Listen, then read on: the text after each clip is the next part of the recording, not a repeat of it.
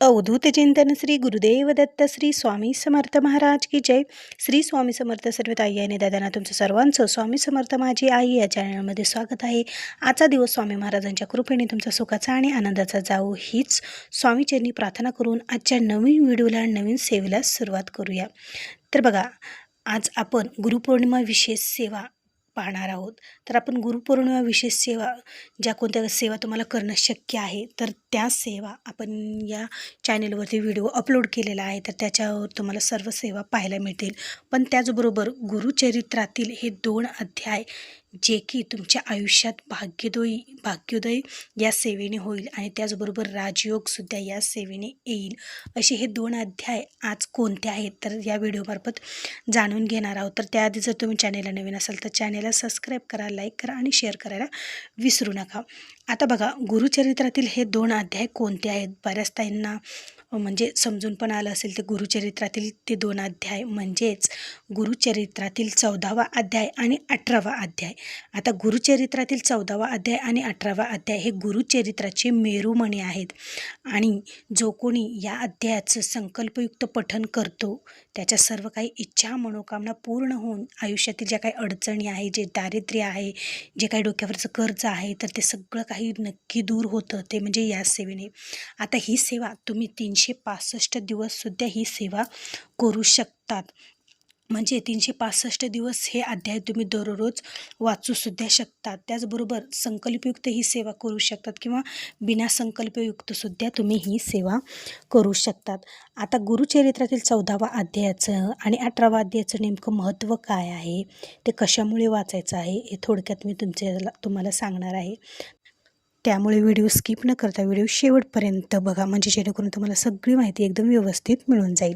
आता गुरुचरित्रातील 14वा अध्याय, हा 14वा अध्याय मनोकामना पूर्तीसाठी तसेच गुरुबळ मजबूत होण्यासाठी आणि तुमच्या जर कामाच्या ठिकाणी शत्रू असेल तर त्या शत्रूपासून तुम्हाला म्हणजे काही त्रास न व्हावा यासाठी सुद्धा हा अध्याय आहे. त्याचबरोबर तुमचं जर गुरुबळ वीक असेल तर तुम्ही आवर्जून या अध्यायाचं संकल्पयुक्तसुद्धा पठण करू शकता. 365 दिवससुद्धा तुम्ही हा अध्याय वाचू शकतात. खूप म्हणजे खूप प्रभावी आहे.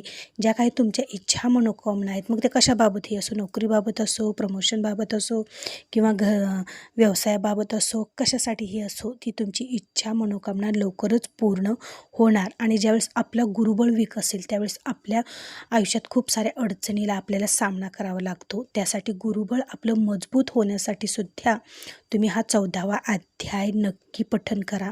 खूप म्हणजे खूप छान असा अनुभव तुम्हाला या 14व्या अध्यायाने येऊ शकतो आणि येणारच.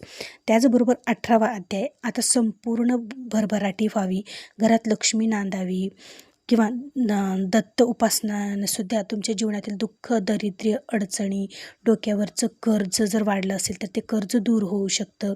त्याचबरोबर या अध्यायाचं तुम्ही दररोज वाचन जर केलं तर तुमची नोकरी, व्यवसायामध्ये भरभराट होते, सर्व कष्ट दूर होऊन तुमचा भाग्योदयसुद्धा होतो या अध्यायाच्या पठणाने.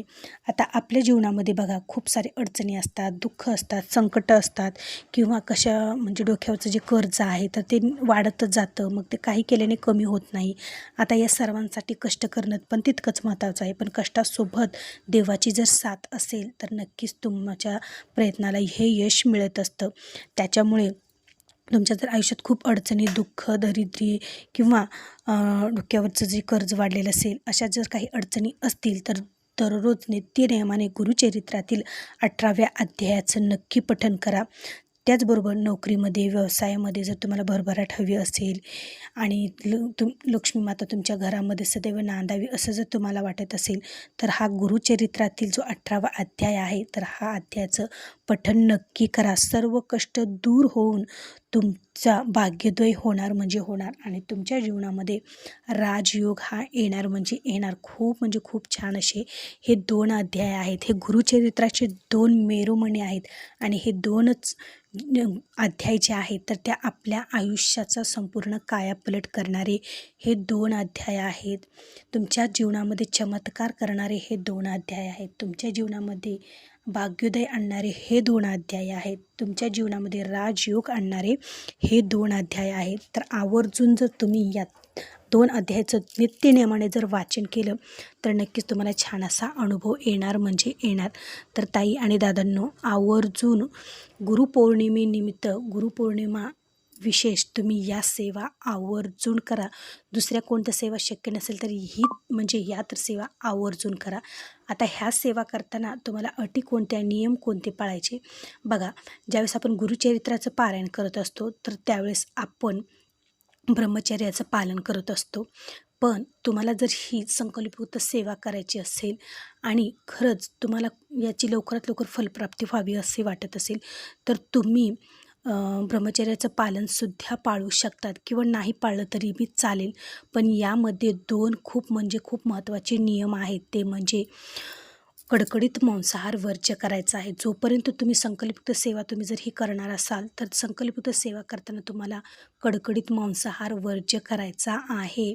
पूर्ण 9 जुलै ते 29 जुलैपर्यंत तुम्हाला मांसाहार खायचा नाही आणि घरातसुद्धा करायचा नाही. त्याचबरोबर बाहेर म्हणजे परान्नसुद्धा तुम्हाला या सेवा चालू असताना टाळायचं आहे. परान्नसुद्धा तुम्हाला या सेवा सुरू असताना घ्यायचं नाही. कारण ज्यावेळेस तुम्ही परान्न घ्याल त्यावेळेस तुम्हाला बाहेरील दोष लागतात आणि तुम्ही जी खूप अंतःकरणातून विश्वास ठेवून जी सेवा केलेली असते तर ती सेवा तुमची फळाला येत नाही. कारण तुम्हाला त्या बाहेरील अन्नामुळे तुम्हाला दोष लागले जातात आणि ती सेवा तुमची संपूर्ण होत नाही. त्याच्यामुळे होईल तितकं संकल्पयुक्त जर तुम्ही सेवा करत असाल, होईल तितकं परान्न तुम्हाला वर्ज्य करायचं आहे. बाकी जास्त काही अटी नियम नाहीत. पण हे 2 नियम तुम्ही पाळून तुम्हाला सेवा करायची आहेत. आता हे अध्याय तुम्ही कधी वाचू शकतात? हे अध्याय तुम्ही सकाळी देवपूजा झाल्यानंतर सुद्धा पठण करू शकतात. खूप काही जास्त वेळ याला लागत नाही. खूप कमी वेळात होणारी ही सेवा आहे. तुम्ही सकाळी देवपूजा झाल्या तुम्ही हे अध्यायाचं पठण करू शकतात किंवा दुपारी वेळ मिळेल तेव्हा करू शकतात किंवा सायंकाळी म्हणजे सकाळी ब्रह्ममुहूर्ताच्या टायमिंगपर्यंत ते रात्री 10च्या आधी तुम्ही कधीही ही सेवा करू शकतात. फक्त दुपारी 12 ते 12:30च्या दरम्यान तुम्हाला ही सेवा करायची नाही. कारण त्यावेळेस आपली दत्त महाराजांचा भिक्षेचा टाईम असतो. त्यामुळे तुम्हाला दुपारी 12 ते 12:30च्या दरम्यान तुम्हाला ही सेवा करायची नाही. तर अशा प्रकारे तुम्हाला ह्या 2 अध्यायाचं पठण ह्या अटी आणि नियम म्हणजे लक्षात घेऊन तुम्हाला हे अध्याय पठण करायचे आहेत. खूप म्हणजे खूप छान अशी ही सेवा आहे. तर ही सेवा आवर्जून तुम्ही गुरुपौर्णिमेपर्यंत नक्की करा आणि तुम्हाला छान असा अनुभव या सेवेने येणार म्हणजे येणार. इतक्या प्रभावी या सेवा आहेत. प्रत्यक्ष दत्त महाराजांचा आशीर्वाद, स्वामी महाराजांचा आशीर्वाद तुमच्यासोबत सदैव राहील आणि दत्त महाराजांच्या या उपासनेने, या सेवेने तुमच्या आयुष्याचा कायापलट होईल. तुमच्या आयुष्यातील दुःख, दारिद्र्य, संकट सर्व काही नाहीसं होऊन तुमच्या आयुष्यात सुख, शांती, समाधान सगळं काही तुम्हाला भरभरून मिळेल आणि तुमच्या आयुष्यात राजयोग येईल. त्याचबरोबर तुम्हाला ही सेवा करताना गुरुचरित्राचा जो ग्रंथ, दिव्य ग्रंथ आहे तर तो दिव्य ग्रंथ दररोज हातामध्ये घेणं शक्य नाही. म्हणजे तो घ्यायचाच नसतो. त्यासाठी तुम्हाला सेपरेट 14व्या अध्यायाची आणि 18व्या अध्यायाची सेपरेट 2 ज्या पोथ्या मिळतात तर ती पोथी तुम्हाला सेपरेट घ्यायची आहे आणि त्या पोथींचं तुम्हाला पठण करायचं आहे. गुरुचरित्राची पोथी दररोज हातामध्ये घेऊन त्याचं तुम्हाला पठण करायचं नाही. ज्या छोट्या 2 पोथ्या असतात तर त्याचं पठण तुम्हाला करायचं आहे. तर अशा प्रकारे तुम्ही ही सेवा नक्की करा आणि छान असा अनुभव घ्या. तर असा होता आजचा व्हिडिओ. आवडला असेल तर नक्की लाईक करा, शेअर करा आणि कमेंटमध्ये श्री स्वामी समर्थ लिहायला विसरू नका. चला तर मग भेटू पुण्याच्या एका नवीन व्हिडिओसोबत, नवीन सेवेसोबत. तोपर्यंत माझ्या सर्व ताई आणि दादांना श्री स्वामी समर्थ.